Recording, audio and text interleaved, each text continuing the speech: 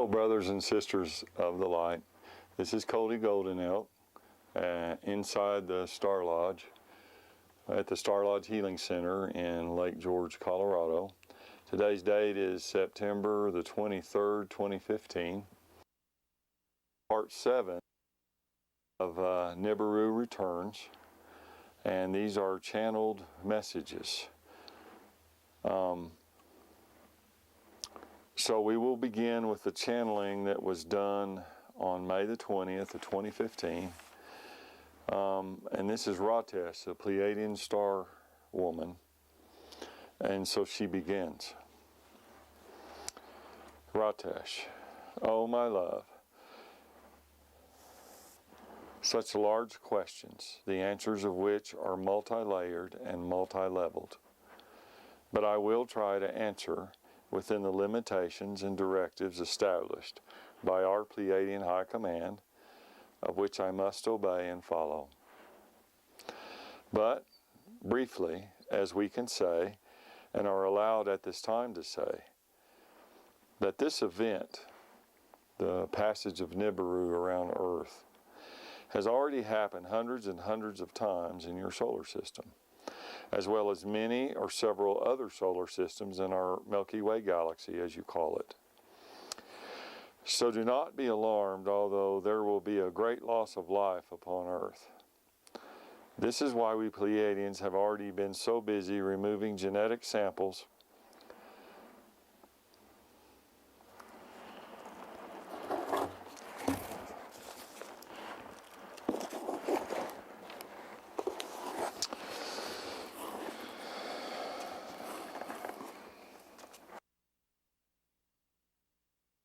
although there will be a great loss of life upon Earth. This is why we Pleiadians have already been so busy removing genetic samples by loading several species of Earth creatures upon our beam ships for transport to more suitable environments once the destruction brought by Nibiru renormalizes itself. Then these indigenous Earth species can be brought back or reseeded upon the Earth, so that each of their distinctive genetic and evolutionary characteristics will not be lost entirely from the ongoing earthly genetic pool. This also, my love, has been done many times before on Earth, not only by us Pleiadians, but also by several other more advanced extraterrestrial races. This is basically a lower level mechanical process, one that we have developed workable procedures and schedules for, and are quite adept at. But now, in this current time, for you Earth humans, we Pleiadians are monitoring many of the other psychic and higher level spiritual effects of a planetary game-changing event, such as the coming passage of Nibiru. The effects upon the overall mass consciousness of the Earth humans, upon the auric, spiritual energetic fields around the Earth, are of particular concern to us. You see, dear one, as the Earth's governments and shadow governments have been keeping Nibiru's secret close to their bosoms, hiding the truth from the masses, once Nibiru can no longer be denied and becomes visible, there will be that of panic occur. This is why the Earth's governments and shadow governments want to establish martial law before Nibiru's visibility, in an effort to maintain is control. This is laughable to us Pleiadians as we watch their activities, scurrying ants or bees in a colony upon the Earth. For there will be many effects that they do not know and cannot possibly comprehend at this point in their extremely limited technological, and spiritual current state of development. Many of the other ET races are here to observe how this mass psychic episode will affect Earth's stargates and star portal system. Although it is now controlled by the draconians, the grays, and the insectoid groups of dark or service to self polarized extraterrestrial groups. The detonation of nuclear weapons is of primary importance here. For as Earth's governments and shadow governments, regardless of what nation, begin to deal with collapse of their social, economic, and military structures, inevitably, as is the normal course for barbaric Earth humans, wars will break out as they bicker and fight for what they perceive as limited resources. So if these battles be great, then nuclear weapons may be deployed. This, of course, has the possibility to further destabilize the magnetic, gravimetric, electric, and electromagnetic multidimensional characteristics and parameters surrounding the Earth's many star portals and stargates.